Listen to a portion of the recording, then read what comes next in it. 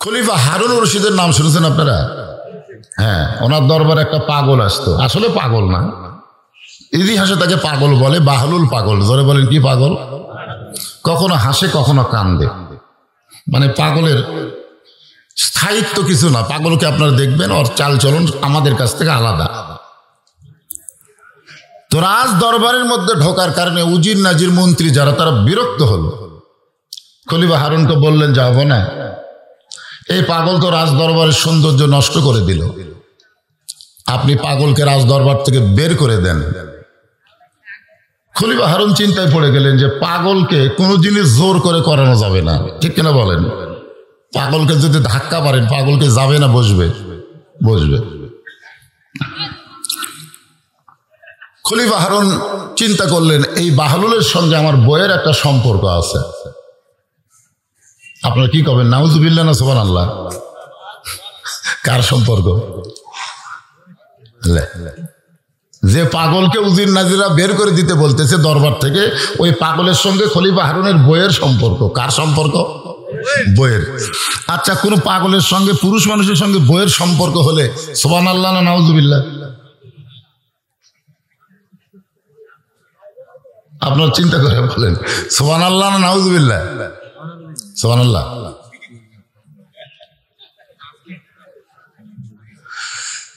জুবাইদার সম্পর্ক শারীরিক ভাবে নয়, জুবাইদার সম্পর্ক হলো রুহানি ভাবে। জোরে খান সুবহানাল্লাহ।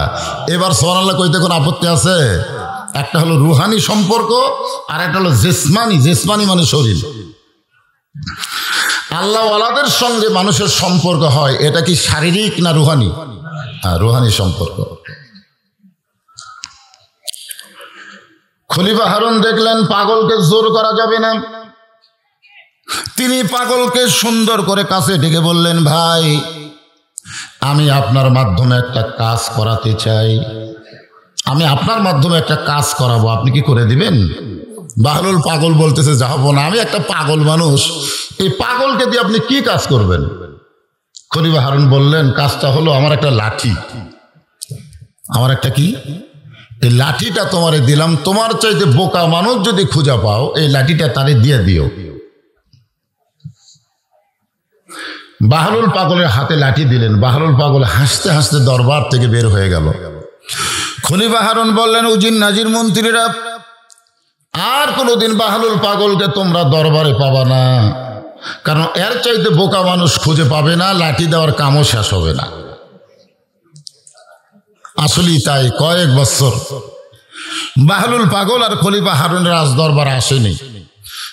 খলিফা হারুন দুর্বল হয়ে যখন বিছনায় পড়ে গেছে, আমরা যতই সবল হই একসময় কিন্তু দুর্বল হবই, ঠিক কিনা বলেন? আপনারা বলেন তো, পৃথিবীতে কেউ খাড়া হয়ে মরে?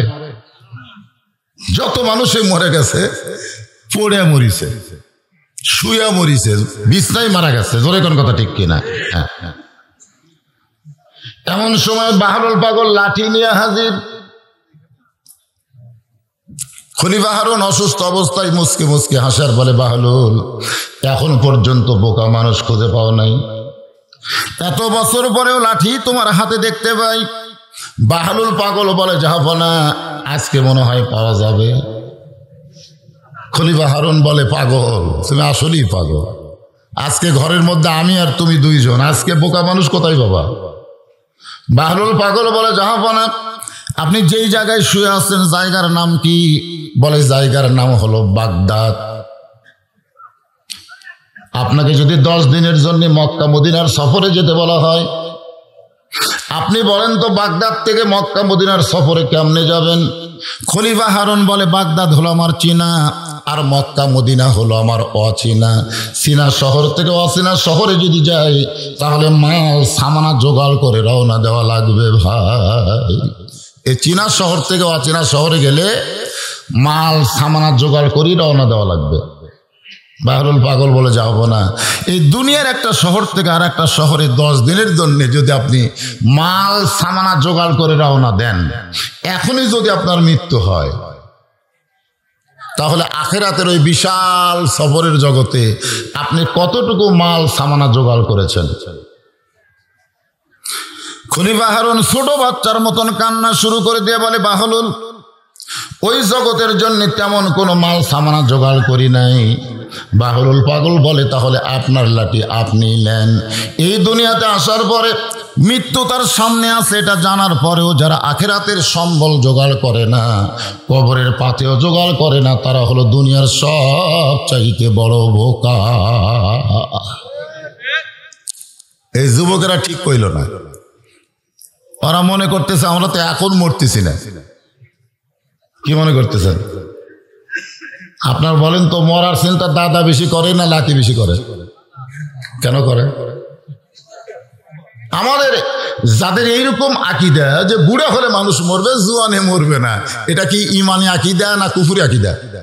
জোরে কান, ইমানি না কুফরি? তাহলে দাদার চিন্তা লাঠির হয় না কেন?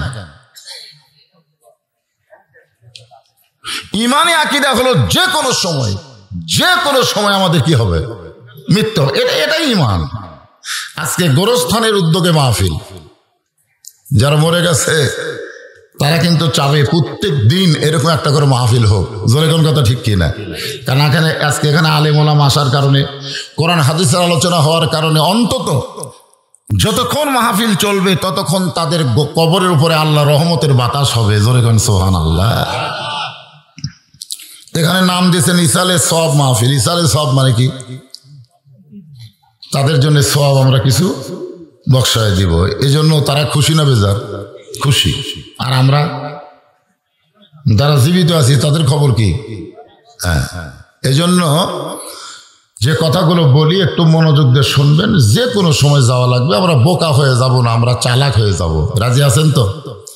আল্লাহ বলেছেন, ইয়া আইয়ুহাল্লাযীনা আমানুল্লাহা হাক্কা তুকাতিহি ওয়ালা তামুতুন্না ইল্লা ওয়া আনতুম মুসলিমুন। আল্লাহু আকবার। আল্লাহ বলতেছেন তোমরা মুসলমান না হয়ে মরো না। আমরা তো সকলেই মুসলমান। আমরা যারা আজকের মাহফিলে বসেছি আমরা সকলে কি? যারা বলবেন না তাদের কি সন্দেহ আছে নাকি? জবান খুলে বলেন আমরা সকলে কি? আরো জোরে। কিন্তু আল্লাহ কেন বললেন মুসলমান না হইয়া মরো না? তার মানে বোঝা গেল আমরা যতই মুসলমান দাবি করি, মরার সময় মুসলমান হয়ে মরা সহজ না কঠিন? বাইরের সত্য কথাগুলো, হক কথাগুলো একটু জবান দিয়ে বলেন। এখানে অসংখ্য ফেরেশতা আছে না নাই? দরকার আছে না? এই ফেরেশতাগুলো আপনার জান্নাতের একটা সাক্ষী হবে।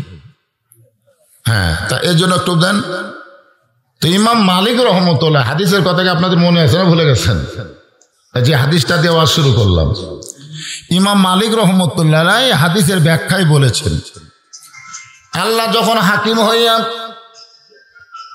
আমাদেরকে আসামি করে বিচার শুরু করবেন, এই বিচারের সময় যে প্রধান মাধ্যম তার নাম হলো মিজান। জোরে কান, তার নাম কি? মিজানের খবর আপনারা জানেন? মিজান হ্যাঁ, মিজান আমরা এখন মনে হয় বাংলাদেশের উচ্চারণ করতে পারবো না। আর বাংলা কি যে এরকম ধরে দাড়ি পল্লা, ধরে কার নাম কি? এখন উচ্চারণ করা যাবে? দাড়ি পল্লা সংসদ থেকে, হাইকোর্ট থেকে কি করছে? নিষিদ্ধ করছে। দাড়ি পল্লা বাংলার জমিন আর চলবে না। এখন বলেন দাড়ি পল্লা বাংলাদেশের হাইকোর্ট থেকে নিষেধ করেছে, কিন্তু আল্লাহর কোরআনের দাড়ি পল্লা কেউ কোনোদিন নিষিদ্ধ করতে পারবে? ওয়াল ওয়াজনা বিল কিসতি ওয়ালা তুখসিরুল মিজান। আল্লাহ যে বিচার করবেন, এই বিচারের মধ্যে কোনো আপনাকে সন্দেহ আছে নাকি? নেকির চাইতে পাপ বেশি হয়ে গেছে। ওজন করার পরে নেকির চাইতে কি? কথা কয় না। আচ্ছা, নেকির চাইতে পাপ বেশি হলে কোরআনে আল্লাহ বলেছেন কি? ফামাইয়ামাল মিসকালা যাররাতিন খায়রান ইয়ারা ওয়া মাইয়ামাল মিসকালা যাররাতিন শাররান ইয়ারা। এক জাররা পরিমাণ পাপের চাইতে নেকি যদি বেশি হয় সে জান্নাতে যাবে, আবার এক জাররা পরিমাণ নেকির চাইতে পাপ যদি বেশি হয় সে জাহান্নামী হবে। তো দেখা যাচ্ছে যে নেকির চাইতে পাপ অনেক বেশি। এখন আপনারাই বলেন আল্লাহ কি রায় দিবে?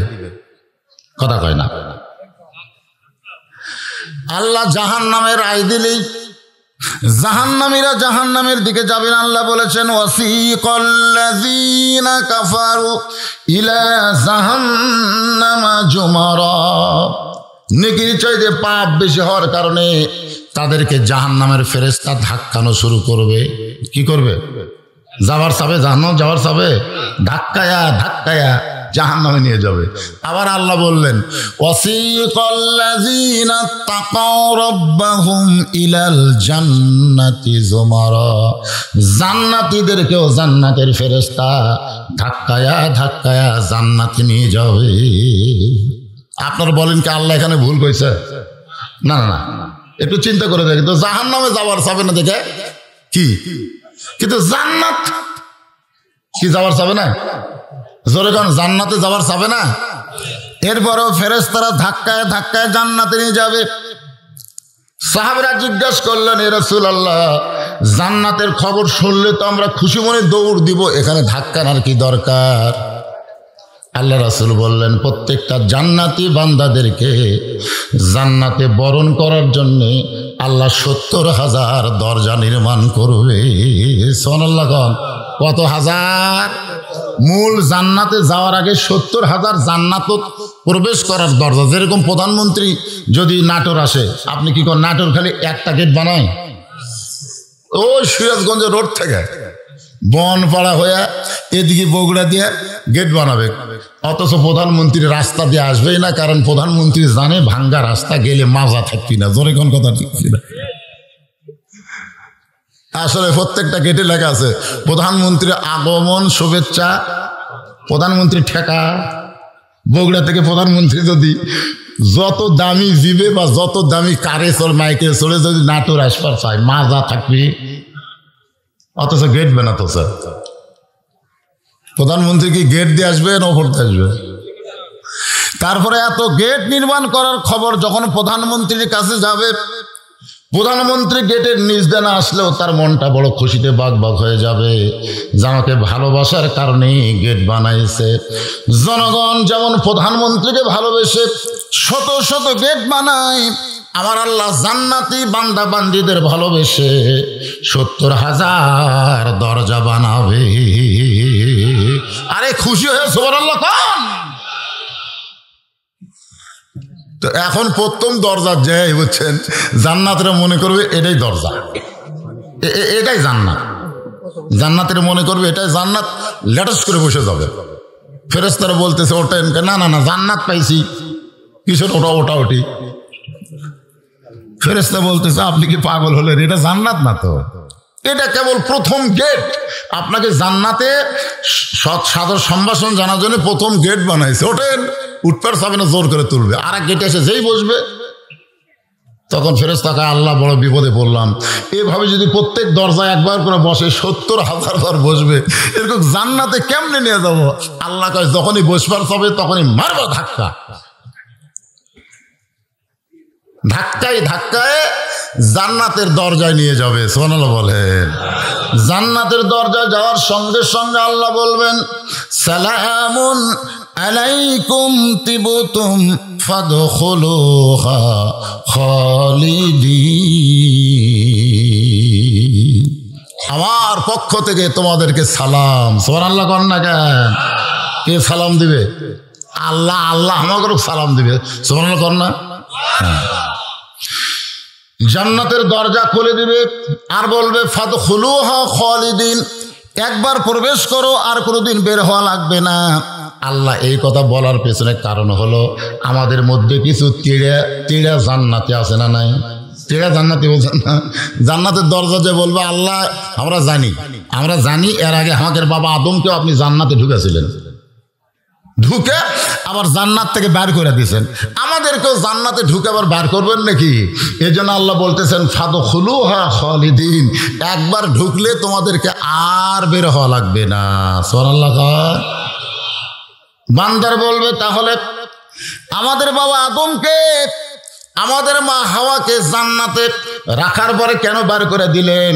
দেখেন সন্তানের বাপের উপরে দয়া আছে না নাই? এই জোরে করে আছে না নাই? এই দয়ার চোটে আমরা বলবো আল্লাহ তাহলে আমাদের বাবা আদমকে আপনি জান্নাত থেকে বের করে দিলেন কেন?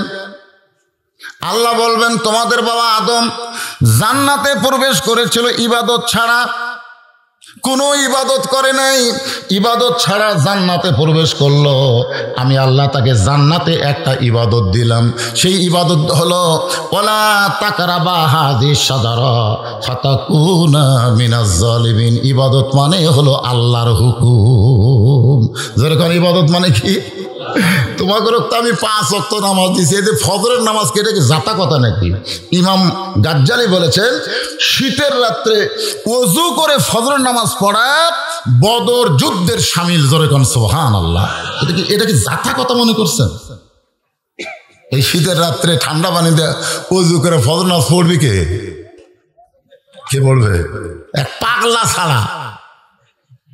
কার পাগল? কথা কয় না, কার পাগল? যে শোনে আসসালাতু খায়রুম মিনান নাওম, শোনার সঙ্গে সঙ্গে দেখবেন পাগলারা ল্যাপক মারে লাগতি, মারে না? ল্যাপ কিন্তু এই ফজরের আজান কিন্তু ওরও 8 ঘন্টা পরে নামাজ, 8 ঘন্টা পরে। এখন ওটা লাগবে কেন? যে যারা এই নফসের তাবেদার হয়ে কয় ঠিক আছে 8 ঘন্টা পরে যখন নামাজ হয় 10টা মিনিট ঘুম পারি, ফজরের আজান শোনার পরে কেউ যদি ঘুমাই ভাই ওই আর ফজর পাবি না, কারণ এই ঘুমটা হবি শয়তানি ঘুম। ধরে কোন কি ঘুম? শয়তান। আর আসসালাতু খায়রুম মিনান নাওম শোনার সঙ্গে সঙ্গে ল্যাপ তোষককে লাত্তি দিয়ে যখন ঠান্ডা পানিতে ওযু করে মসজিদে রওনা দেয়, তারা যেন কোনো নামাজে না বদর যুদ্ধে শামিল হয়। সুবহানাল্লাহ। আল্লাহ বলবেন তোমাদের বাবা আদম আগে জান্নাত পাছে, তারপরে গোলামি শুরু হয়েছে, গাছের কাছে যাওয়া চলবে না। আর তোমরা আদমের সন্তান হলে ফাদখুলি ফি ইবাদি ওয়াদখুলি জান্নাতি। আগে তোমরা গোলামি করেছো, এরপরে তোমরা জান্নাতে প্রবেশ করলে। এ কারণে জান্নাতে একবার প্রবেশ করলে আর তোমাদের বের হওয়া লাগবে না। আমরা সে জান্নাতে যাওয়ার চাই না কবরে যাব? এদিকে কিসের গল্প হয়? ওই হয় কি? হ্যাঁ, আমি অসুস্থ মানুষ, কথা বলতেছি কত কষ্ট করে, আমার কথা শুনেও তো আপনার বুঝতে পারতেছেন কষ্ট হচ্ছে না? তো ভাই আপনার হইচই করতেছেন কেন? তবারক নেওয়ার জন্য তবারক, ওয়াজ না শুনে যারা তাবারক নিবে ওই তাবারক থাকবে না, ওটা গজব হয়ে যাবে। যখন কি হয়ে যাবে? গজব। আর আপনারা যারা ওয়াজ শুনতেছেন তাবারক নেন, যে কোনো একটা নিয়ত করে খাবেন, আল্লাহ পাক আপনার সেই নিয়ত পুরা করবে। সুবহানাল্লাহ না কেন? তাবারক মনে করতেছেন যে সামান্য একটা পোলা, এর মধ্যে যে কি বরকত, এমনি কি তাবারক নাম হয়েছে? তাবারক মানে কি এরকম পরে বুঝাচ্ছি। ওই ভেতর বসো বাবা, এই ছেলে দাঁড়ে আসো কেন? বসো বসো। আরে 1 ঘন্টা বছরে পাগলা 60 বছর নফল ইবাদতের সওয়াব আল্লাহ দান করে দিবে। সুবহানাল্লাহ না কেন?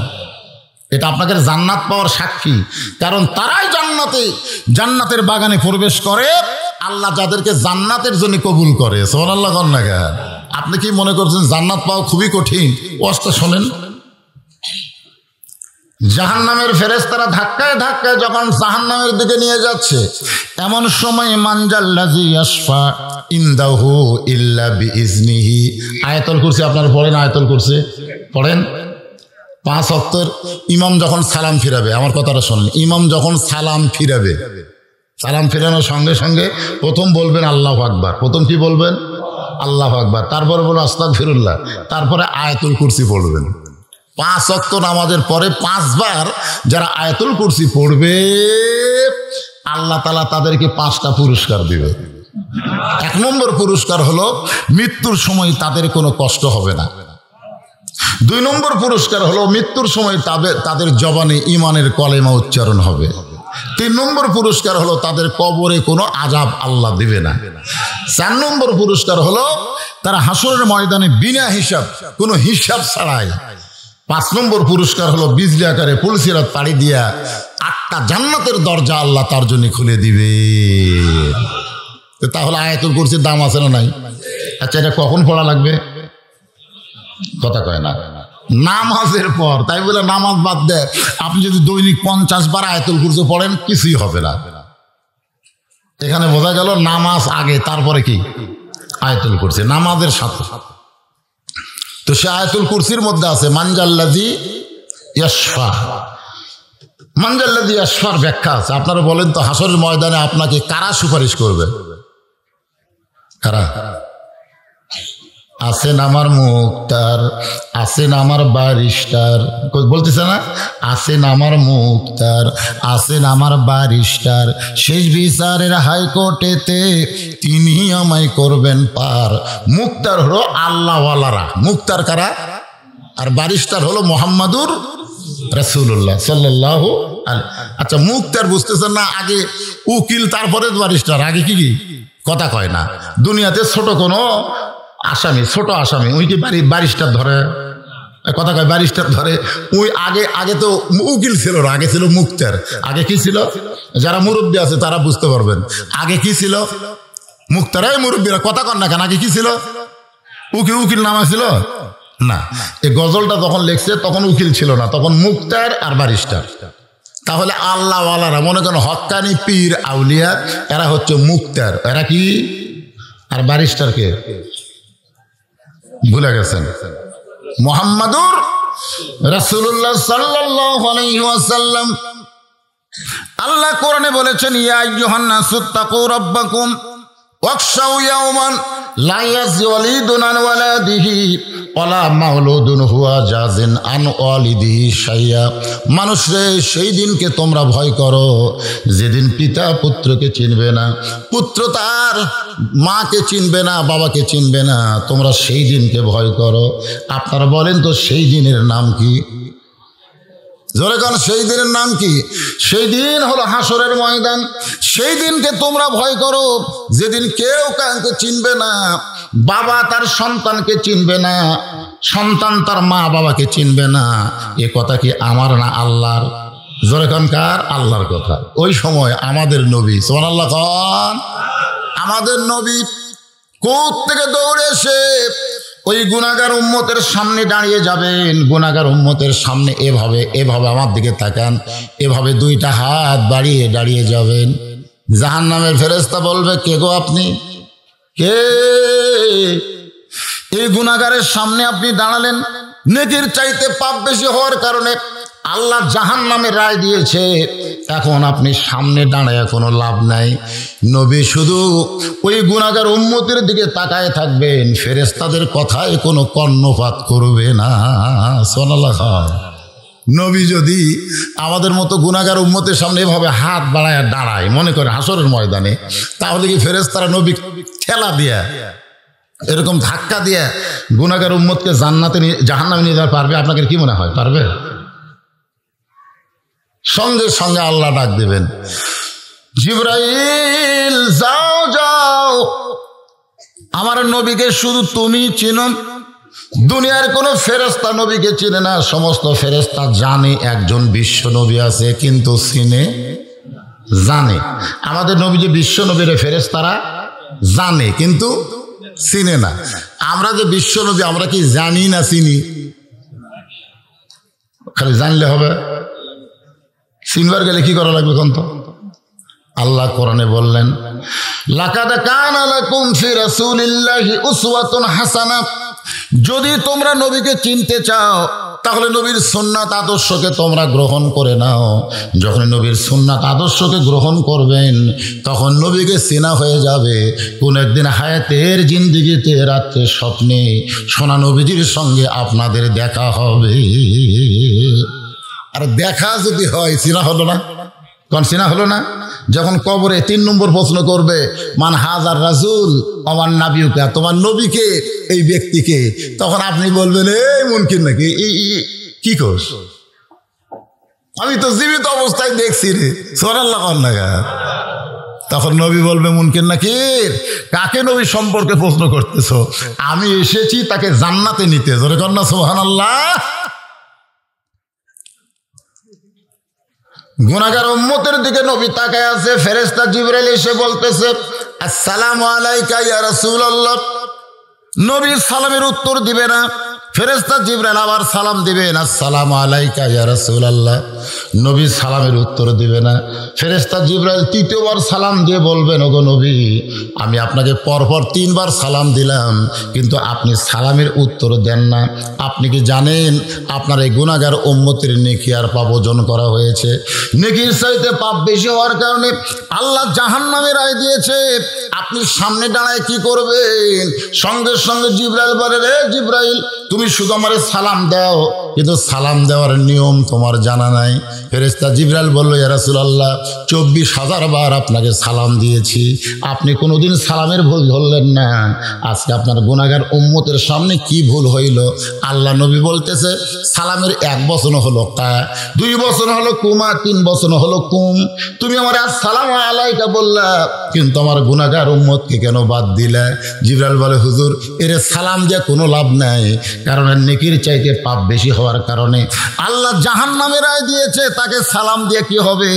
আল্লাহ নবী বললেন, জিবরাইল, তোমার আল্লাহ বাদ দিবার পারে জান্নাত থেকে, তুমিও বাদ দিবার পারো, কিন্তু আমার গুনাহগার উম্মতকে আমি কোনো সময় বাদ দিবার পারবো না।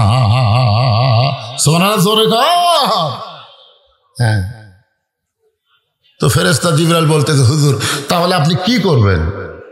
আল্লাহ রাসূল বলতেছে, আল্লাহ হাকিম হয়ে আমার উম্মতকে আসামি বানায় বিচার করেছে, আমি ব্যারিস্টার সে জায়গায় থাকতে পারলাম না। এই বিচার আল্লাহ করতে পারে, কিন্তু আমি নবী, আমি মানি না। আমি আল্লাহর দরবারে আমার এই উম্মতকে নিয়ে আবার আপিল করলাম। সুবহানাল্লাহ। কি করছে? আপিল। আমরা সেই নবী পাইছি ভাই। নবী আপিল করে গুনাহগার উম্মতকে নিয়ে যাবেন। আল্লাহ নেকি আর পাপ ওজন করে, নেকির চাইতে পাপ বেশি। আল্লাহ বলবেন, হাবিব দেখেন তো আপিল করে কি হলো? এই যে নেকির চাইতে পাপ যে বেশি, সঙ্গে সঙ্গে নবী এই যে জামা দেখতেছেন, এই জামার ডান পকেট থেকে কি যেন বের করে নেকির পাল্লায় দিবে, সঙ্গে সঙ্গে আল্লাহ নেকির পাল্লার ওজন বাড়ায়া দিবে।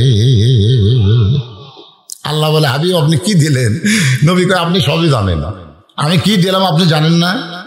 আপনার ইবাদতের নেকির চাইতে পাপ বেশি হয়েছে, কিন্তু আমার দরুদের মহব্বতের নেকি, যেটা আমার কাছে রওজা মুবারকে জমা আছে, যে প্রতিদিন আমার প্রতি দরুদ পড়তো, সালাম দিত, সেই নেকি যে ফেরেশতা আমার কাছে জমা দিত, সেই নেকিটা নেকির পাল্লায় দিলাম।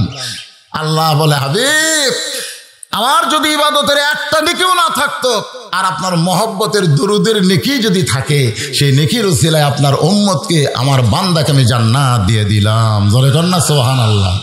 তাহলে সেই নবীর প্রতি দরুদ পড়তে আমাদের কোনো আপত্তি আছে ভাইজান? যখনই দরুদ পড়বো জোরে আসতে, হ্যাঁ, সাল্লাল্লাহু আলাইহি ওয়াসাল্লাম। আসেন আমরা কবরস্থানকে সামনে নিয়ে আমার মা বোনদের জন্য বলবো, মা আপনারা এত রাত ধরে ভাই ওটা বসা করবেন না, ওটা বসা করলে আমি মোনাজাত করে দেব। আপনারা কি মোনাজাত এখনই চাচ্ছেন? ওটা বসা করতেছেন কেন? পেশাব আপনারা রাত 9টার সময় শুলে রাত্রে কয়বার পেশাব করেন? আপনারা যে রাত 9টা 10টার সময় বিছানায় ঘুমান না, এই ঘুমায় গেলে কয়বার রাত্রে পেশাব করেন? কয়বার? একবারও করেন না। তাহলে বোঝা গেল আপনাদের কাছে কোরআনের চাইতে ঘুমের দাম বেশি। ঘুম আসলে পেশাব করেন না, চেতন থাকলে করেন কেন? আপনারা কোন জায়গায় বসে আছেন জায়গাটা খেয়াল করেন। জান্নাতের বাগানে পেশাব লাগলেও যদি একটু কষ্ট করে পেশাবকে দমন করে আপনি বসাই থাকেন, এই কোরআনের উসিলায় পেশাব জাতীয় যত ব্যারাম আল্লাহ ভালো করে দিবে। আপনি বলেন তো, এই যে গোরস্থান, যে কবরস্থানের কথা লেখা আছে, এই গোরস্থানে সবচাইতে বেশি আযাব কার হবে? ভাই কথা কয় না। আল্লাহ রাসূল বলেছেন, কবরে ওই ব্যক্তির সবচাইতে বেশি আযাব হবে যে পেশাব থেকে পবিত্র হয় না, সবচাইতে বেশি আযাব হবে। তাহলে সেই পেশাবটা আমাকে কন্ট্রোল করার দরকার আছে না নাই? জোরে করে আছে না? হ্যাঁ, ওই যে উঠে যাচ্ছেন, পেশাব করতেছেন, আসতেছেন, এমন পেশাব শুরু হবে যে ঢিলা কুলুপ দেও আপনি থামাবার পারবেন না। পানি খরচ করার পরে যখন উজু করবার যাবেন, তখন দেখবেন আবার টপ টপ টপ টপ করে আসবে। কতগুলো লোকের আসে না? জোরে করে আসে কি? আমার কাছে বহু লোক বলছে, হুজুর এই যে পেশাব লাফালাফি করলাম, পানি খরচ করলাম, মনে করলাম আর নাই, উজু করবার যাই গেছি দেখি টুপ টুপ টুপ টুপ, তুই বেয়াদবি করছো। এই কোরআনের মহব্বত। ওয়ানুনাজ্জিলু মিনাল কোরআনি মা হুয়া শিফাউ ওয়া রাহমাতুল লিল মুমিনিন। মুমিনদের যাবতীয় রোগের ঔষধ হিসাবে আল্লাহ কোরআনকে নাজিল করেছে। জোরে কন্না সুবহানাল্লাহ। সেই কোরআনের মাহফিলে বসে এত ঘন ঘন ওঠেন না বাজান। আমি খুব লম্বা টম্বা কথা বলবো না, যে সামান্য সময় একটু বলবো, একটু কষ্ট করে হলেও। 1 ঘন্টা হচ্ছে কেবল। আমি উঠছি 11টার 7, এখন বাজতেছে 12টার 7। শেষ করে দেব? কি কয় সারা রাত তো ওঠা বসা এক এক শ্রোতা এক এক মানের। যারা ফজরের নামাজ পড়বে আর যারা পড়বে না, এগুলা কিন্তু বোঝা যায় না? যখন যায় কি যায় না? ও তো ঘন ঘন উঠতেছে, কারণ কি? ওরা বুঝাচ্ছে হুজুর আমাকে ওটা দেখে ওয়াজ শেষ করবি আর পোলা দিবি, আমরা লিয়ে বাড়ির যাবো। ওরা নামাজের ধান ধাত নাই, একটাও যাবি না। এত রাত 12টা 7 পর্যন্ত চেতন থাকে ওই পোলা ছাড়া যাবি? আমরা কি জানি না? জানি, ওই পোলা লিয়েই যাবি। কিন্তু তারপরও ওই যে ঘন ঘন ওঠে, ওই কোনার থেকে কয়েকটা উঠলো আবার আসলো। এটা কি টাকা দান করলো? এখন দেওয়া মানে কি? ও ছুঁয়ে দিচ্ছেন ওটা। আচ্ছা ঠিক, একটু মহব্বত না জিকির করেন। লা ইলাহা ইল্লাল্লাহ, লা ইলাহা ইল্লাল্লাহ, লা ইলাহা ইল্লাল্লাহ, লা ইলাহা ইল্লাল্লাহ, লা ইলাহা ইল্লাল্লাহ।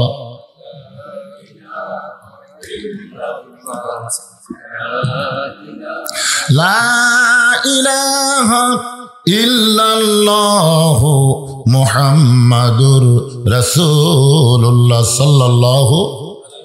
অসুস্থ মানুষ ওয়াজ করতেছে, আমলের ওয়াজ। জোরে কোন কিসের ওয়াজ? আমলের ওয়াজ।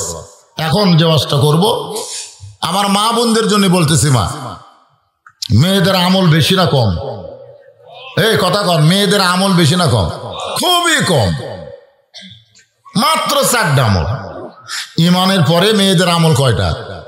4টা। আপনাকে মেয়েদের আমলের কথা শোনা লাগবে, কারণ না শুনলে মা বোনের যদি খারাপ হয়ে যায়। আমরা যত আল্লাহর ওলি হই, থাকা যাবে? আল্লাহর ওলি থাকা যাবে? এক আল্লাহর ওলি যায় নামাজ পানিতে বিছাইয়া সেই যায় নামাজে দাঁড়ায় নামাজ পড়ে, যায় নামাজ ডোবে না। একদিন বইয়ের কাছে গল্প করতেছে, 40 বছর সাধনা করে আল্লাহ তাআলা আমাকে এমন ক্ষমতা দিয়েছে, এখন যায় নামাজ পানিতে বিছায় নামাজ পড়ি, যায় নামাজ ডোবে না।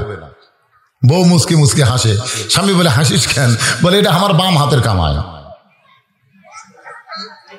স্বামী কয়, কি রে?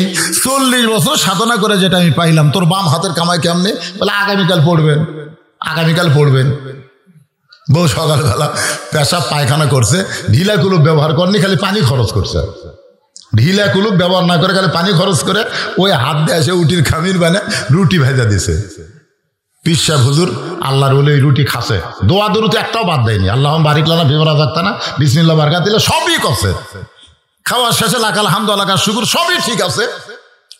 ওই সময় মতো পানির জায়নামাজ বিছায় কেবল উঠপার আছে, দেখি জায়নামাজ এমনি ডুবে যাচ্ছে। কে রে? দৌড়াচ্ছে বইয়ের কাছে। কে গো, কি হলো? বলে, বেশি বকওয়াজ করো না। আমি যদি তোমাকে হালাল খাবার না দিতাম পাক করে, তোমার এত দূর সাধনা কবুল হতো না। জোরে কোন কথা ঠিক? এই জন্যে বউ ঠিক না থাকলে আমাকে ইমানই ঠিক থাকবে না। সেজন্য মেয়েকে 4টা আমলের কথা বলি, এটা আমাকেরও লাভ আছে, আছে না নাই? এত কষ্ট করে মেয়েরা আছে। মেয়েদের 1 নম্বর আমল হলো নামাজ। 5 ওয়াক্ত নামাজ মেয়েদের পড়তে হবে। আমার মা বোনেরা কিন্তু রোজা রাখে ভালো, নামাজ ঠিক মতো পড়বার চাই। যখন বাচ্চা কাচ্চা হয়, নামাজ পড়ে চল পেশাব করে দিছি, এখন পড়া যাবি না। আবার যখন বলে জোহর নামাজ, কয় পাকশিক করতে করতে নামাজের টাইম আছে, গোসলই করিনি। এই নামাজে আমার মায়েরা বড় অসতর্ক। আমি মায়েদের বলবো, মা, 1 নম্বর হলো নামাজ, 2 নম্বর রমজান মাসে রোজা, রমজান মাসে রোজা, 3 নম্বর হলো স্বামীর কথা মতো চলা, আর 4 নম্বর হলো সতীত্বের হেফাজত, পর্দা করা। এই 4টি আমল যারা করবে, আমার মা বোনদের সম্পর্কে রাসূল বলেছেন 8টা জান্নাতের দরজা খুলে দেওয়া হবে। মা আয়েশা সে বলতেছে, হুজুর এই যে 4টা আমল আপনি মেয়েদের জন্য বললেন, আরে একটা আমল দিলে কি হতো? এত অল্প আমল মেয়েদের। আল্লাহ রাসূল বললেন, আয়েশা আমলকে আমি দিছি? আমল দিছে কে? কথা কয়, আমল দিছে কে? আমি শুধু ঘোষণা করছি। আয়েশা বললেন, হুজুর আমি যে হজে যাব। আল্লাহ রাসূল বললেন, লা ইকাল্লিফুল্লাহু নাফসান ইল্লা উসআহা। এটা কিন্তু আল্লাহ কোরআন শরীফে বলেছেন, জোরে গান সুবহানাল্লাহ। লা ইকাল্লিফুল্লাহু নাফসান ইল্লা উসআহা। তুমি পারবা না এমন কিছু আল্লাহ তোমাকে চাপায়া দিবে না। মেয়েদের জন্য হজ করার কথা যদি থাকতো তা আল্লাহ আমাকে আগেই বলবার বলতো, কিন্তু না, হজের কথা তো বলেনি। খামাখা আয়েশা বলতেছে আমি যাবই যাব। আল্লাহ রাসূল রাগ করে বললেন, তোমার দায়িত্ব আমি নিবার পারবো না। যখন রাসূল বলতেছে তোমার দায়িত্ব নিবার পারবো না, এরপরে কি আর হজ করার নিয়ত করা দরকার আছে? এরপরে মা আয়েশা অল্প বয়স, বোঝেন না, 6 বছরে বিয়ে আছে, 9 বছরে সংসার আইছে, 18 বছর বয়সে নবী বিদায় নিছে। তারা চিন্তা করে দেখেন, একের অল্প বয়সের বউ হলে যা হয়। আপনারা যা 2 বিয়ে করছেন, একটা বড় বউ আর একটা ছোট বউ, দেখবেন ছোট বউয়ের পেটনা বেশি, জোরে এখন কথা ঠিক কিনা? যারকে 2টে আছে তারা বুঝতেছে, আরে একটা যারা কি বুঝবি? একটা বউ যারকে তারা বোঝার মতন কোনো বুদ্ধি নেই, হয় জাহান্নাম না হয় জান্নাত, জোরে এখন কথা ঠিক। 2টা করলে বুঝবার পারবেন যে বউ কাক কয়। আমার মায়েরা যেমন মনে করেন না যে হুজুর 2 বিয়ে করার কথা বলতেছে, তা না। আল্লাহ তাআলা কোরআন শরীফে যখন বিয়ের আয়াত নাজিল করলেন তখন বললেন 2টা বিয়ে করো, 3টা বিয়ে করো, 4টা বিয়ে করো, যদি না পারো তাহলে একটা নিয়েই ধৈর্য ধরো। আল্লাহ প্রথমে 2 বিয়ার কথা কইছে, কয়টার কথা কইছে? 2, 3, 4, না পারলে আমরা একটা নিয়েই থাকবো ইনশাআল্লাহ, জোরে কান ইনশাআল্লাহ। আসুন, এমন সময় আব্দুর রহমান বোনের কান্না থেকে সহ্য করতে পারলেন না, নবীর কাছে এসে বলতেছে, ইয়া রাসূলুল্লাহ আমার বোন আয়েশা যখন হজ করতে যাবে আমি যদি দায়িত্ব নেই তাহলে কি হবে না? রাসূল বললেন, মুহরিম ব্যক্তি যদি দায়িত্ব নেয় তাহলে মেয়েরাও হজে যাবার পারবে। সুবহানাল্লাহ। আব্দুর রহমান মা আয়েশাকে নিয়ে হজে যাচ্ছেন। মসজিদে আয়েশা যারা হজ করছেন তারা জানেন, মসজিদে আয়েশা ওই জায়গায় এসে মা আয়েশার মাসিক ব্যারাম শুরু হলো। মেয়েদের একটা ব্যারাম আছে, প্রতি মাসে 3 দিন 5 দিন 7 দিন, হয় কি হয় না? ধরে কেন হয় কি হয় না? ওই ব্যারাম শুরু হয়ে গেল। আয়েশা বলতেছে, ভাইজান আমার যে মাসিক শুরু হলো। আব্দুর রহমান বলতেছে, কয়দিন লাগবে? কয় কমপক্ষে 5 দিন। বলে এই জন্যই তো তোর সাথে লিবার চাইনি, এই জন্যই। এখন এই বোনে পাওয়ারা দিতে কয়দিন? ধরে কোন কয়দিন পরা এসে দেখে টাপ সব শেষ। জানে না তো নবী মুআল্লিম, নবী শিখাবে, তারা শিখবে, কিন্তু বোনের দায়িত্ব নিয়ে এই দেখেন, বোনের তো হলো না, নিজেরও হলো না। যাকে আমরা মেয়েদের আদর্শ বলি, খাতুনে জান্নাত ফাতেমা তো জোহরা, নবীর কাছে এসে বললেন, বাবা মেয়েদের জন্য যে 4টে আমল দিয়েছে বাবা, এর মধ্যে সবচাইতে গুরুত্বপূর্ণ আমল কোনটা? আল্লাহ রাসূল বললেন, মেয়েদের সবচাইতে গুরুত্বপূর্ণ আমলের নাম হলো পর্দা। জোরে কর না সুবহানাল্লাহ। নিজের মেয়েকে আল্লাহর নবী বলতেছেন মেয়েদের সবচাইতে গুরুত্বপূর্ণ আমল হলো পর্দা। দেখেন কেন বললেন? কারণ আল্লাহ কিন্তু আমাকে ধরবে আমার মেয়ের ব্যাপারে, আমাকে ধরবে আমার বইয়ের ব্যাপারে। যতক্ষণ আমার মেয়েটাকে বিবাহ দেই নাই ততক্ষণ পর্যন্ত আমার অধীনে মেয়েটাকে পর্দার শিক্ষা দেওয়ার দরকার আছে না নাই? আল্লাহ কোরআনে বললেন, ওয়াকরনা ফি বুয়ুতিকুন্না ওয়ালা তাবাররাজনা তাবাররুজাল জাহিলিয়াতিল উলা। মা ফাতেমা বললেন, বাবা তাহলে পর্দা কিভাবে করব? আল্লাহ রাসূল বললেন, আল্লাহ কোরআনে বলেছেন ঘরের মধ্যে থাকা লাগবে, ঘরের বাহির হওয়া যাবে না। কোনো প্রয়োজনে যদি ঘরের বাহির হও তাহলে হেজাব নিয়ে পর্দা নিয়ে বের হওয়া লাগবে। ওই জাহেলি যুগের মেয়েদের মতন রাস্তাঘাটে মেয়েদের ঘোরা চলবে না। সঙ্গে সঙ্গে ফাতেমা তার যে ওড়না ছিল ওই ওড়নাটা মাথার উপরে দিয়ে এভাবে চোখ মুখ ঢেকে বলতেছে, বাবা এভাবে কি থাকলে হবে? রাসূল বললেন, ফাতেমা আল্লাহ তোমাকে কবুল করে নিবে। সরাল্লাহ খান্নাগা। ফাতেমা কিন্তু হজ করেনি। এই মেয়ে মানুষেরা যারা হজ করবার চান, আমি বলবো মেয়েরা হজ না করে হজের টাকা একটা মাদ্রাসা দেন, একটা মসজিদ দেন, অনেক বেশি সওয়াব পাবেন। জোরে কোন কথা ঠিক? কিন্তু ওটি হজ করবার যায় মরদ মানুষের ঘুরতে খাবেন। মরদ মানুষের কি খাবি? কথা কয় না। আরে আমি দেখছি যে, আমি তো না দেখা কথা বলতেছি না ভাই রে, না দেখা কথা বলতেছি। আমার এক বন্ধু বউ নিয়ে তাওয়াফ করতেছে। বউ নিয়ে কি করতেছে? তাওয়াফ। তাওয়াফ বোঝেন যারা হজ করছেন, আপনি তো করছেন। তাওয়াফ মানে বউ আর হাত ধরে আছে, ওই ঘুরতেছে। হঠাৎ ভিড়ের ঠেলায় বউ আর হাত ছাড়া দিছে, যেই ছাড়া দিছে ওই এখন সামনে না যায় পিছন দিকে আসতেছে। আমি বললাম পিছন দিকে কেন? বউ হয়ে যাও, পিছন দিকে ছাড়া পড়ছে হুজুর। আমরা তাওয়াফ তো সামনে ঘোরা লাগবে, পিছন দিকে যাওয়া চলবে না। কই বউ হেরে গেলে কিসের তাওয়াফ? শয়তানের পাথর মরুয়ার যায়, ওটিও বউ হেরাচ্ছে, খালি বউ হেরা যায়। যারা বউ নিয়ে হজ করবার গেছে ওরা আল্লাহ আল্লাহ না করে খালি বউ বউ বউ বউ বউ বউ জিকির করছে সবসময়। বউ, আমার বউ কুটি গেল, আমার বউ কি, বউ বউ করতে করতে হজই শেষ। এই জন্য মেয়েদেরকে বলবো, এরকম একটা এতিমখানা মাদ্রাসায় টাকা দিয়ে দেন, এতিমখানা মাদ্রাসায় টাকা দিয়ে দেন। রবি ইবনে সুলাইমান হজ করতে যাবে, ওরা 10 জন, জোরে বলেন কয়জন? 10 জন বন্ধু হজে যাবে। হজে যাওয়ার আগে একটা নিয়ম আছে, আত্মীয় স্বজন সবার কাছ থেকে দোয়া নেওয়া, বিদায় নেওয়া। কারণ হজ হলো শারীরিক এবং আর্থিক দুইটার ইবাদত একসঙ্গে হয়। টাকাও খরচ করা লাগে, আবার শরীরও সুস্থ থাকতে হবে। জোরে কোন ঠিক কিনা? নামাজ কিন্তু খালি শারীরিক ইবাদত, যাকাত হলো শুধু অর্থের ইবাদত, আর হজ হলো অর্থ এবং শরীর দুটাই লাগবে। অসুস্থ মানুষ হজ করতে পারবে না। রবি ইবনে সুলাইমান দোয়া নিতে গেছে অনেক দূরে এক আত্মীয়র বাড়ি। দোয়া নিয়ে ফিরতে ফিরতে গভীর রাত হয়ে গেল। এখন দেখে রাস্তার মধ্যে কে যেন কি করতেছে। একটু নিকটিকে দেখে মরা গাধার গা থেকে গোস্ত কেটে এরকম একটা টোপলা বানতেছে। রবি ইবনে সুলাইমান চমকে গেল। গাধা খাওয়া হলো হারাম, আর মরা গাধার গা থেকে গোস্ত কাটতেছে। এই মেয়েটা হয়তো খারাপ নিয়তের মানুষ, কোন হোটেলের সঙ্গে যোগাযোগ করছে নাকি, আমি এটা নিজের চোখে একটু দেখবার চাই।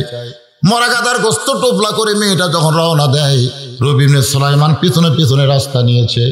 মেয়েটা একটা ঝুবড়ি বাড়ির মধ্যে ঢোকার সঙ্গে সঙ্গে মা মা বলে মেয়েরা চিৎকার দিয়ে বলতেছে, খবর কি? মা বলতেছে, আল্লাহর শুকর আদায় করো, আমি তোমার জন্য গোস্ত আনছি, এই গোস্ত সিদ্ধ করে তোমরা খাও। রবি ইবনে সুলাইমান চমকে গেল।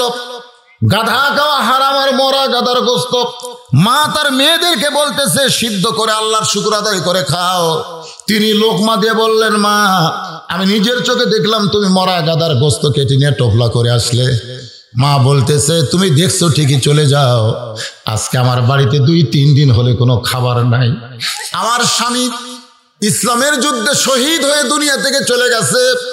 এখন আমার 2টা যুবতী মেয়েদেরকে নিয়ে আমি মা থাকি, বড় কষ্ট। আমাদের খাবার কিছু নাই, মেয়েরা বারবার খাবার চাই, আমি কি করব? একজন মুমিনা নারী হয়ে রাতের বেলা এবং খাবার সন্ধানে বের হয়েছি। রাস্তার পাশে জীবিত মৃত এটা তাহকিক করতে পারি নাই। আমার মেয়েদের মুখের দিকে তাকায় মরা গাদার গোস্ত এনে দিয়েছি, ওরা সিদ্ধ করে খাবে, ওদের জীবনটা একটু বাঁচবে। রবি ইবনে সুলাইমান কান্দার বলে, মা আমি এবার হজে যাবার চাইছিলাম, আমি আর হজে যাব না, আমার সমস্ত সম্পদ অর্থ সব তোমাদেরকে দান করে দিব। খবরদার তোমার মেয়ে 2টাকে মরা গাদার গোস্ত খাওয়ায় না। তিনি এক দৌড়ে বাড়ি গেলেন। হজের সমস্ত সম্পদ টাকা পয়সা যা আছে এরকম টোপলা করে নিয়ে এসে মেয়ে আর মাদেরকে দিয়ে দিলেন। এবার 2 মেয়ে আর মা আল্লাহর কাছে বলতেছে, আল্লাহ তোমার যেই বান্দা হজ করবার যাওয়ার চায়, কিন্তু আমাদের অভাব থেকে হজে না গিয়ে আমাদেরকে দান করে দিল। আমরা মা মেয়ে মিলে দোয়া করতেছে, আল্লাহ এই মানুষটার বাড়িতে তুমি মক্কা মদিনা হাজির করে দিও। রবি ইবনে সুলাইমান বলে, মা উল্টা দোয়া করো না, উল্টা দোয়া কোনোদিন আল্লাহ কবুল করবে না। মক্কা মদিনার কাছে মানুষকে যেতে হয়, মক্কা মদিনা কোনোদিন মানুষের বাড়িতে আসে না। মা আর মেয়েরা বলতেছে, আমরা হলাম দোয়াকারী, কবুল করার মালিক হচ্ছে আল্লাহ।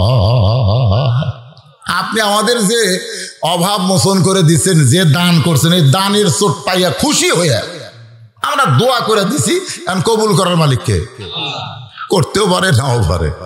হ্যাঁ, রবি ইবনে সুলাইমানের বন্ধুরা এসে বলতেছে, চলো হজে যাই। বলে, এবার যাবো না, তোমরাই যাও।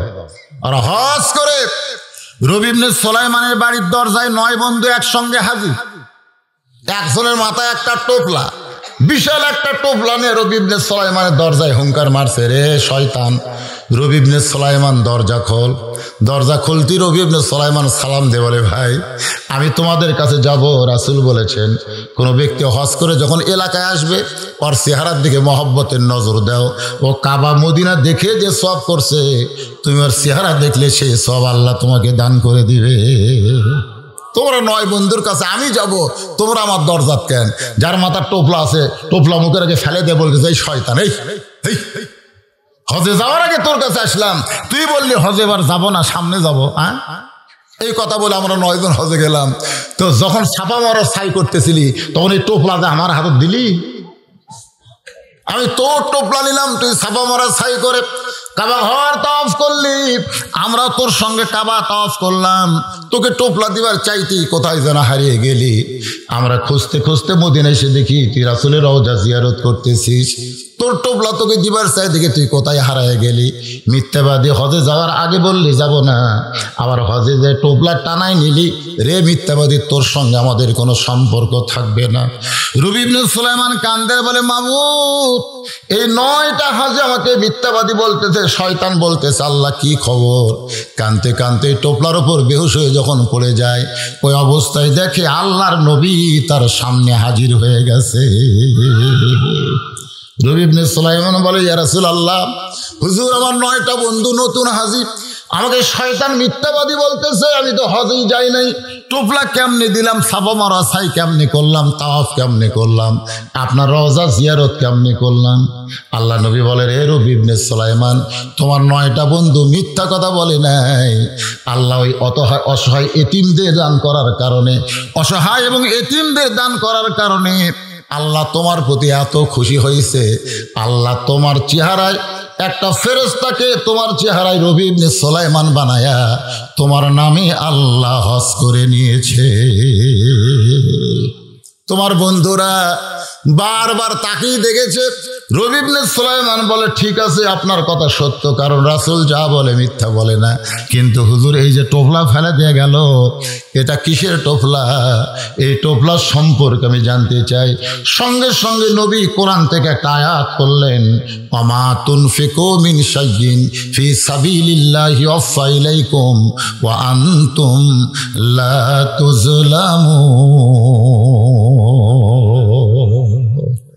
আল্লাহ রাসূল কোরআন থেকে আয়াত পড়লেন ওই টোপলার খবর।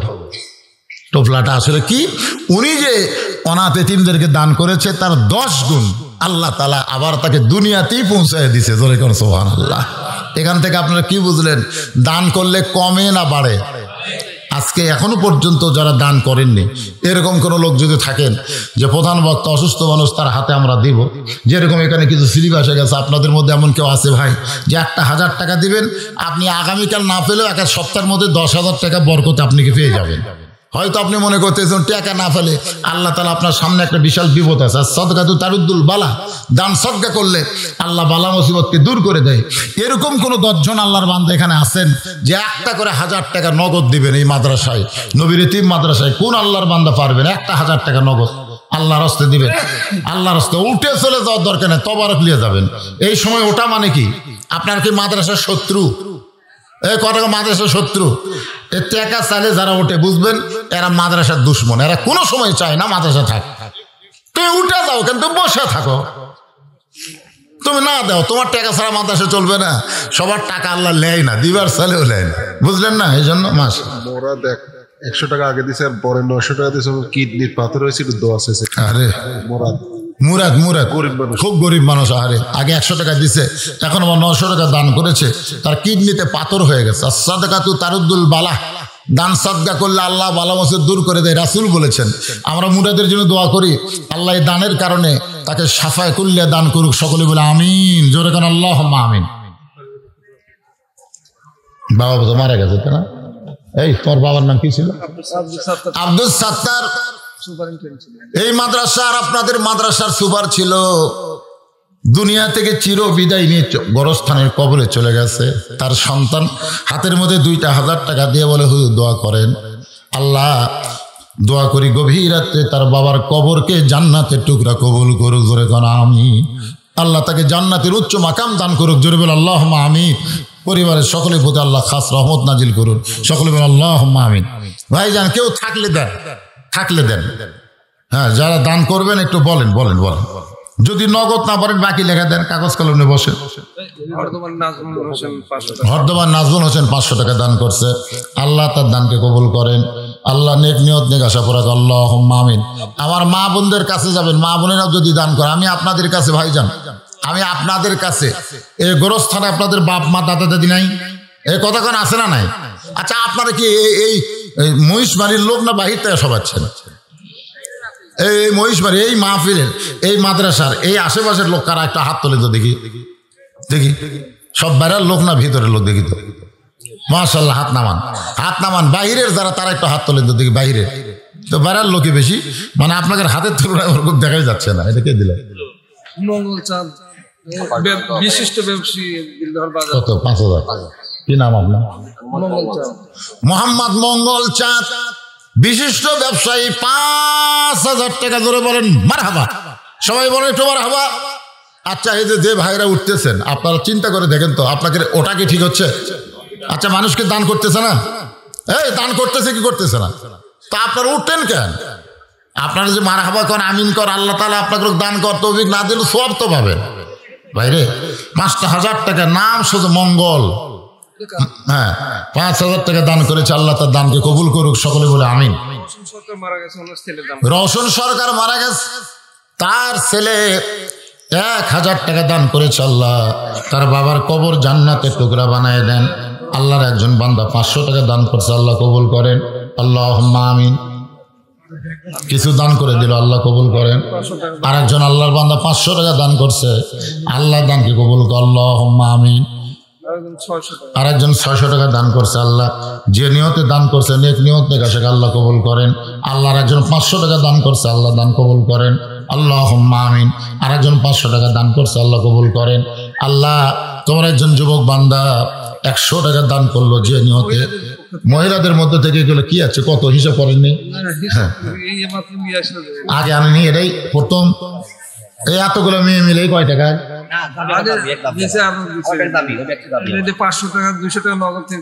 500 টাকার মধ্যে 200 নগদ, 300 বাকি দান করেছে। আল্লাহ দানকে কবুল কর। আল্লাহুম্মা আমিন। 500 টাকা একজন বান্দা আল্লাহ নগদ এটা করেছে দান, আল্লাহ দানকে কবুল কর। আল্লাহুম্মা আমিন। অনেক দান করতেছে, একটু ধৈর্য নিয়ে বসেন। বসেন, দেন একবার দেন, যা দিছে। মাশাআল্লাহ, অনেক টাকা দান করেছে। স্লিপের মধ্যে সব লেখা আছে। আপনারা শোনেন, এই নবীর এতিম মাদ্রাসায়, এই নবীর এতিম মাদ্রাসায় মাত্র 20টা কোরআন শরীফ দান করা লাগবে। এতগুলো মানুষ যাদের বাপ মা কবরে আছে, মাত্র 20টা কোরআন শরীফ এই মাদ্রাসায় দান করা লাগবে। কোরআন শরীফ, জোরে কোন কি শরীফ? এ কথা কন না কেন? কি শরীফ? কোরআন শরীফ। যাদের বাপ মা কবরে গেছে, আপনি একটা কোরআন শরীফে এতিম মাদ্রাসায় দান করবেন, এতিম বাচ্চাদের হাতে দেওয়া হবে, গরিব বাচ্চাদের হাতে দেওয়া হবে। আর আপনার বাপ মা কবরকে আল্লাহ জান্নাত বানাই দিবে। এইরকম করে আল্লাহর বান্দা আছে। একটা কোরআন শরীফ মাত্র 500 টাকা। 500 টাকা দিবেন, আপনার বাপ মার জন্য একটা কোরআন শরীফ দান করার সওয়াব আল্লাহ বাপ মার কবরে দিয়ে দিবে। এমন কোন দানবীর সন্তান আছেন যে হুজুর আমার বাপ মা কবরে গেছে, সবকিছু রাইখা হুজুর আজকে কবরে বাপ মা কিভাবে আছে আমি জানি না, হুজুর আমার বাপ মা রুহের মাগফিরাতে এই মাদ্রাসায় কোরআন শরীফ বাবদ আমি 500 টাকা দান করলাম। এরকম একটা সন্তান আসেন, বাপ মা কবর থেকে, বাবা টাকা দেওয়া লাগবে, হাত তুললে হবে না। পকেটে নাই? পকেটে নাই? কি নাম কও? নাম কও। তাহলে এখানে কাছে এসে নামটা ভালো মতো কও। রবিজুল। বাপমার রুহের মাগফিরাতে কোরআন শরীফ বাবদ 500 টাকা। জোরে বলেন মারহাবা। আল্লাহ তার বাপমার কবরকে জান্নাতের টুকরা বানায় দেখ। জোরে কান আমিন। আরে জোরে বল আল্লাহুম্মা আমিন। আরে মাত্র 20টা কোরআন শরীফ চাইছি, 20টা কোরআন শরীফ। এই যে এরা আগে ওয়াজের সময় এখন আবার ডিস্টার্ব। এই সময় এরকম করলে হবে? খটখট করে খুললে হবে? মানুষের চোখ কোন দিকে যায়? বন্ধ করো তো তোমরা, এখন বন্ধ করে রাখো, পরে খুলো। 10টা মিনিট ধৈর্য ধরো। আল্লাহ আর এক বান্দা 100 টাকা দান করছে, আল্লাহ দান কবুল করেন। ইউনুস আলী 1 মণ রসুন, মাশাআল্লাহ 1 মণ রসুন করবে দান নবীর মাদ্রাসায়। আল্লাহ দানকে কবুল করেন। আল্লাহ নেক নিয়ত নেক আশা পড়াক। আল্লাহুম্মা আমিন। আরিফ আলী 2 বস্তা সিমেন্ট। আরিফ আলী 2 বস্তা সিমেন্ট দান করেছে।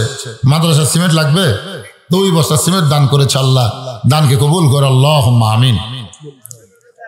নাম হলো জাহাঙ্গীর, 1 মণ ধান দান করেছে। আল্লাহ জাহাঙ্গীরের দানকে আল্লাহ আপনি কবুল করেন। এই তো নগদ পাওয়া গেছে কোরআন শরীফের জন্য 500 টাকা। আল্লাহ দানকে কবুল করেন। বাপ মার এরা সারা রাত খালি খাড়া হয়ে থাকলো, দৌড়াদৌড়ি করলো, হইচই করলো, সারা রাত এভাবে এদের চলে গেল।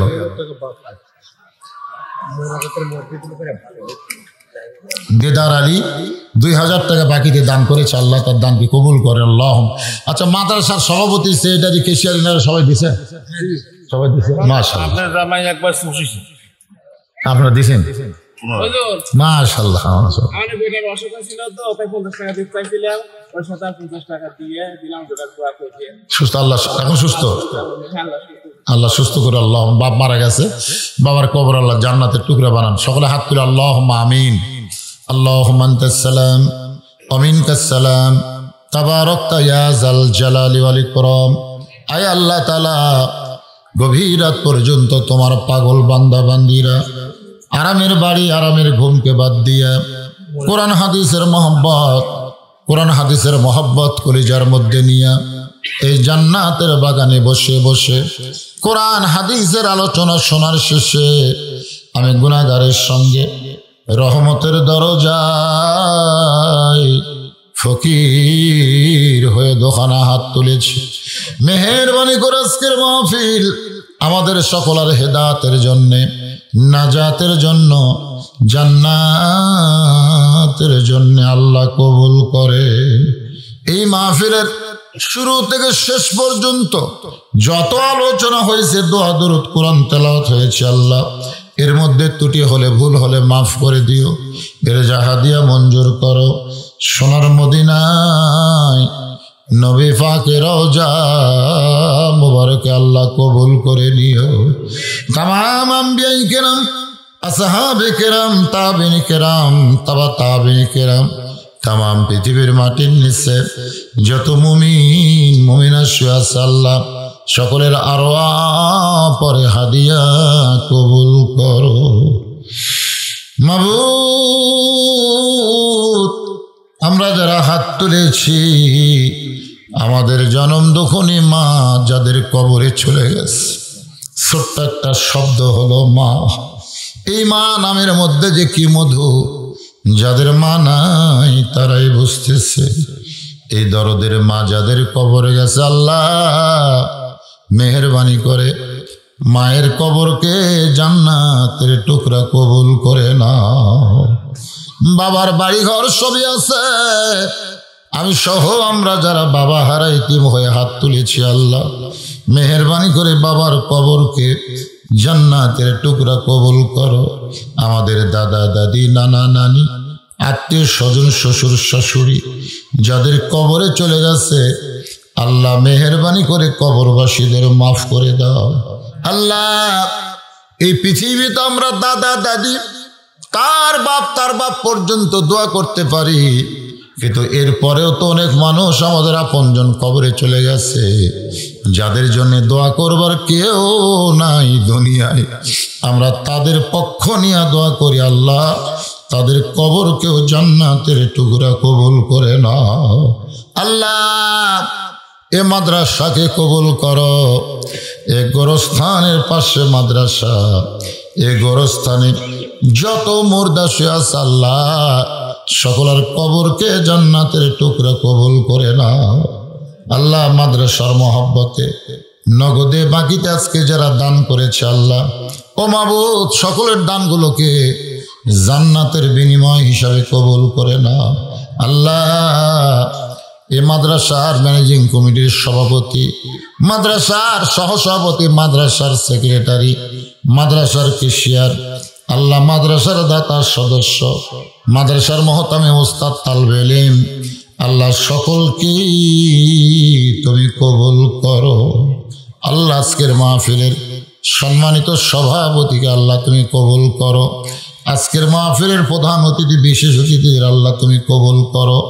আলেম ওলামাদের কবুল করো, হাফেজকারীদের কবুল করো, হাজী সাহেবদের কবুল করো, মুরব্বীদের কবুল করো আল্লাহ, যুবকদের কবুল করো, কচি কাঁচাদের কবুল করো, পর্দার অন্তরালের মা বোনেরা আবিদা সালিহা পর্দার যে কবুল করে, মা ফাতেমার চরিত্র দান করে দাও আল্লাহ। আমি অসুস্থ আল্লাহ, আমার মতো যারা অসুস্থ হাত তুলেছে আল্লাহ সবাইকে তুমি সুস্থ করে দাও আল্লাহ। যারা কষ্ট করে মেহনত করে এত সুন্দর আয়োজন করেছে, আর যারা তাবারক পাক করলো, যারা ভলেন্টিয়ারি করলো আল্লাহ মেহেরবানি করে সকলকেই তুমি জান্নাতি কবুল করে নাও আল্লাহ। অত্র এলাকার উপরে রহমত আর বরকতের দরজা খুলে দাও, আসমানের বেলা আসমানে নাও, জমিনের বেলা জমিনে ডাবায় দাও। গোটা বিশ্বের মুসলমানকে করোনা থেকে আল্লাহ ওমিক্রন থেকে হেফাজত করো। আমার বাংলাদেশের প্রতি আল্লাহ তুমি খাস রহমত নাজিল করো আল্লাহ। কত মানুষের জানাজার নামাজ আমরা পড়েছি, এই দুই হাত দিয়ে কত কবরে আমরা মাটি দিয়েছি। একদিন আমরা